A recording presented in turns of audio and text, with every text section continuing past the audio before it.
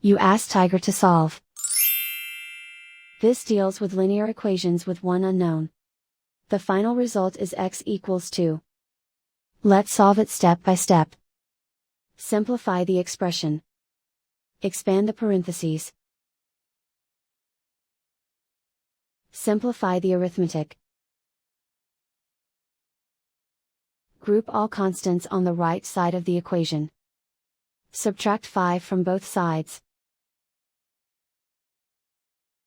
Simplify the arithmetic.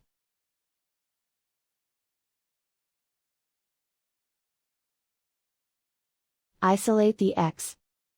Divide both sides by 5. Simplify the fraction. Find the greatest common factor of the numerator and denominator.